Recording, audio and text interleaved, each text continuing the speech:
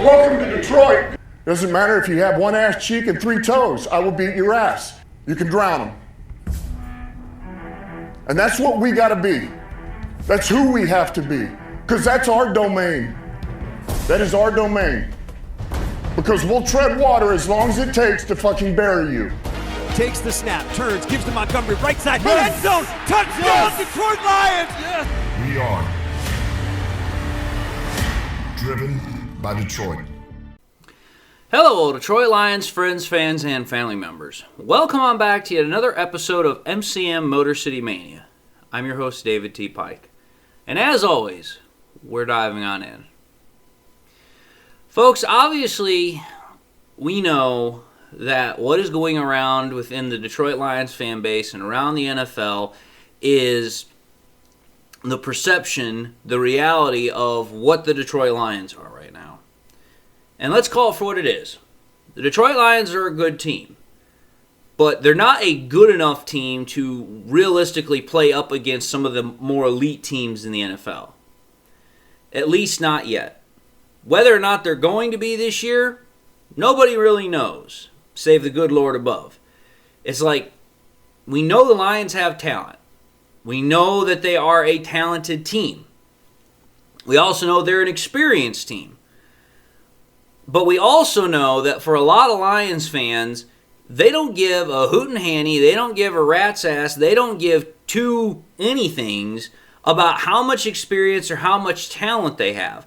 What they care about is, are they winning? But it's also more than just are they winning. It's how are they winning? And that's what the whole point and purpose of this episode is. Because I'm going to tell you this right now. For Lions fans, we take a look at this game that we've got upcoming against the New York Giants. And to me, it's a very simple concept, but it's also a very brutal concept. And it's brutal in the fact that it's not the same way that Lions fans are going to approach this game as they've been approaching games over the last 2 years.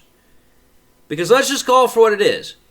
Going from first to worst should mean that the Lions absolutely should crush their opponent, right? And why do I say that? The reason I say that is because, well, let's consider it for what it is. Last week, so when we played the Eagles, we were playing the best team that was in the NFC East in terms of, record within their division. Now we're going from playing the Eagles to we're playing the Giants. The Eagles are the best in their division. The Giants are the worst in their division. Furthermore, you got to think about it this way. The Eagles are one of the best teams in the NFL. The Giants are one of the worst teams in the NFL. So you would think, okay, we're going from one of the best teams in the NFL, one of the best teams in the entirety of the NFC, and also the best team in the NFC East as far as the division is concerned, to now we're going from that to where we're going to the worst team in all those categories. So again, the kind of question that I'm posing here, we should absolutely crush them, right? Well, I'm just going to put it to you this way. In this, it not only should mean that, but if it is anything other than that, the Lions are going to be at the mercy of their fans. Just going to put it out there quite simply for what it is. They're going to be at the mercy of their fans. Because if you want to talk about a game where the expectation is nothing else except complete and total destruction of an opponent, that's exactly what this game is for the Detroit Lions. Anything less is going to be viewed as a disappointment, even if the Lions win. I hate putting it that bluntly, I hate putting it that brutally, but it's that damn true. Because this is a game where the Lions not only have to win to maintain pace in a crowded NFC playoff race, but they also have to do it to maintain pace in a crowded NFC North Division race, and they have to do it to satisfy Lions fans who are beyond frustrated with the inconsistency of the team. Especially, if not solely, on offense. This is a game where the expectation is not to just win. Obviously, we want to win. But the expectation is to win in such a fashion not to placate just to the NFL, but specifically to Lions fans. And what makes it worse for the Lions is that if indeed the Lions do what I'm specifically stating, they emphatically annihilate the Giants, it's not going to matter much or move the needle. And the reason why is because you have to think about it. Lions fans are not just satisfied with one win anymore. They want to get back to what we were doing. They want to get back to where every single week we are doing this against any opponent we play, good or bad. Because it's like, listen, we know for a fact that we can go up against bad teams. We know for a fact we can go up against average teams. We know we can go up against even some good teams and do that too. But it's not about just doing it to those types of teams. We want to do it to the elite teams. We want to do it to teams that everybody looks at and is like, hey, you know what? These guys are Super Bowl contenders. It's going to be very hard for another team to be able to come in and just absolutely spank their ass, curb stomp them, whatever. So yeah, that's the expectation for this week. And it's an expectation that has absolutely no compromise about it whatsoever, which puts an immense amount of pressure on the Detroit Lions. It's just that simple. And I'm not saying it because of the fact that, I'm personally within that camp, because I am. I'm going to look at this game and it's like, listen, the Lions have no excuses whatsoever to go out and play against the New York Giants at home field, at Ford Field, and absolutely 100% bury their asses. It's just the way it is.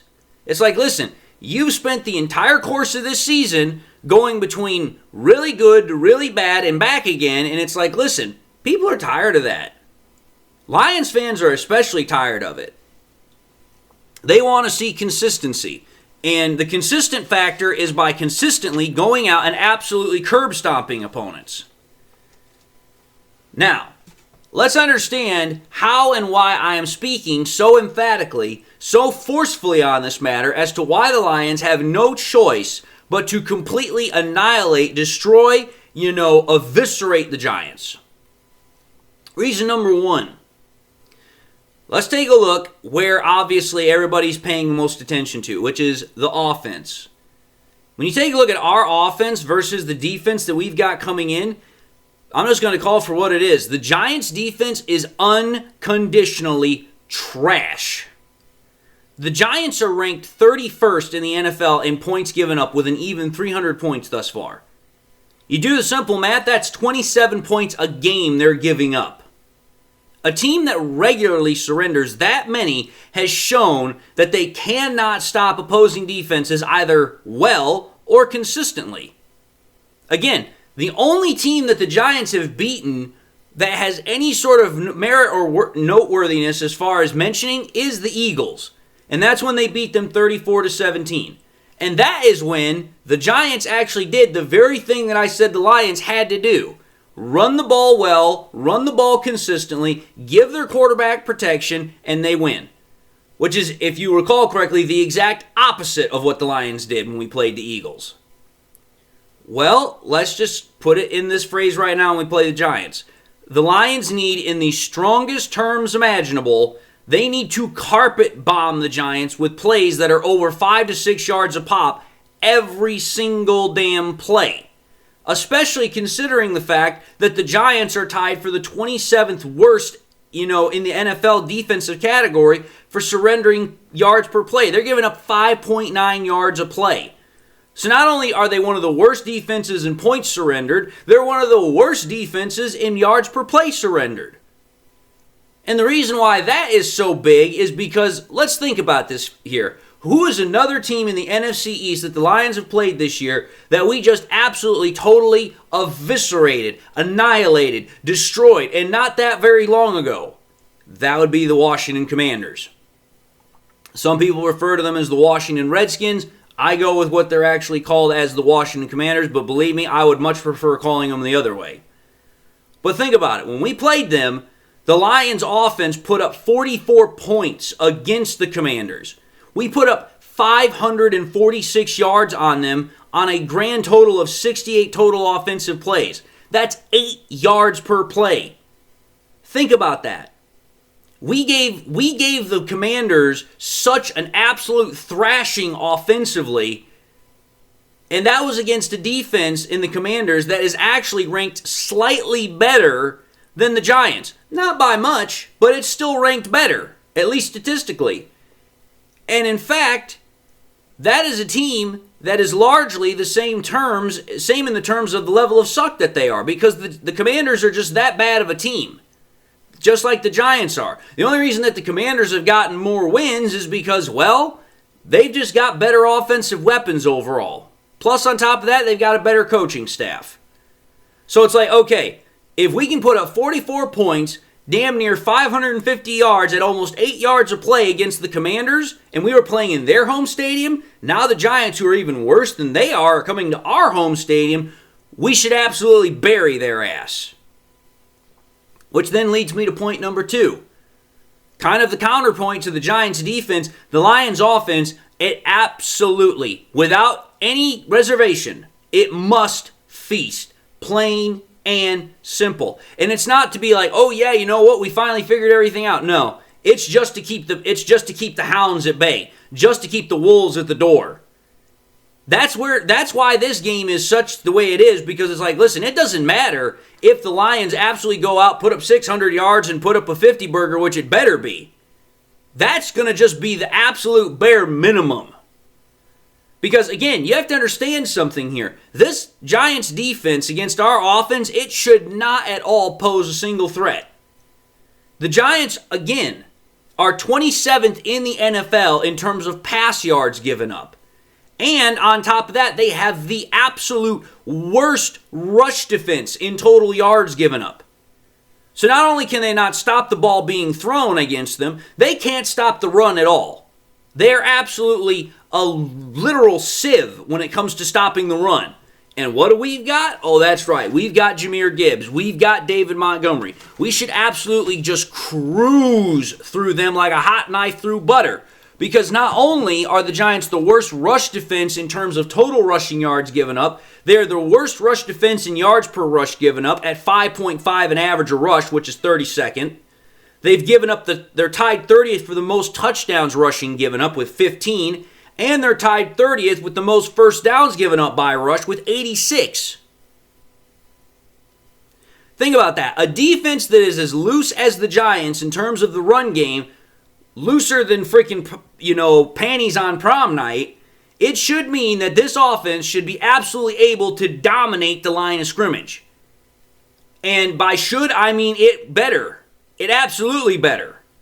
And if they're able to do that, and I'm talking about the Lions offense, if we're able to dominate the line of scrimmage and we're able to run the ball, then not only does that mean that we're going to be able to run the ball effectively, it then means everything else for our offense should open up. And again, expect it to do that. Because let's think about this. Everybody can say what they want about Jared Goff. And you know what? There's quite a couple of people now that are coming out and saying stuff about Jared Goff. But you know what? Jared Goff is still an elite quarterback. Teams know how to beat Jared Goff just like they knew how to beat Tom Brady, just like they knew how to beat Peyton Manning. The best way to beat him is you got to get pressure in his face. What's the best counterpoint to that? You open up the run game, you get those defenses to back off, so then that way the offense can function the way it normally does. Well, once you get the run game going for this offense, what's the next step? The next step that we all know is you get that play action game going. Well, you take a look at Jared Goff's play action stats, he is still the gold standard in the NFL. In the NFL currently this year, he's completed 71.3% of his passes off of play action, 901 yards, 9.6 an average a throw, 6 passing touchdowns off of play action for 6.4 touchdown percent, 1 interception for 1.1 interception percent, with 118.3 passer rating off of play action. So think about it. We dominate the line of scrimmage, which is the total expectation. No ifs, ands, or buts. You must do this. You will do this. You do that, you're then going to open up the play action game, which you must do. You will do.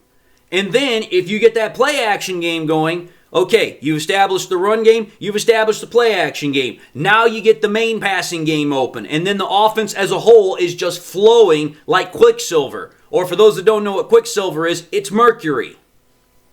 That's the whole point here. This Giants defense is so emphatically bad that this Lions offense should do absolutely anything it wants to do from start to damn finish of this game. I'm going to put it out there just bluntly for what it is. This Lions offense should literally have a better performance than what it did against the Commanders because it's the same divisional type of team, because the Commanders and the Giants are in the same division, but the Giants are worse defensively than the Commanders were. And if against the Commanders on the road in their home stadium, you were able to go literally 8 straight drives scoring, you better do the exact same damn thing. But I'm going to tell you this right now. Field goals are not going to be what people are going to want to see. You might be able to get away with that once or twice. The point is, we better be seeing touchdowns every freaking single drive. I don't care if it's running the ball. I don't care if it's throwing the ball. We better just see touchdown, touchdown, touchdown, touchdown. Anytime they put that up on the screen, when you see the drive result, and it's just TD, TD, TD, TD, TD, TD. That's all I want to see. That's all you can see. Because that's where Lions fans are at right now. They are that absolutely frustrated with how inconsistent this offense, this team is from week to week. So it's like, listen, just in order to counter that, you've got to go and meet the absolute highest expectation as if it's a standard norm. It's that simple. And again, it all comes back to how this team operates when it plays against teams like this. Because you have to think about it here.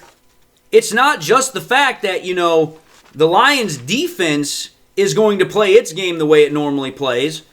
We already know that. It's the Lions' offense that absolutely has to go out and it absolutely has to crush any and all expectations just to meet the bare minimum standard. And what that particularly means is getting Gibbs and Monty going. Because the whole offense hinges on getting those two guys going.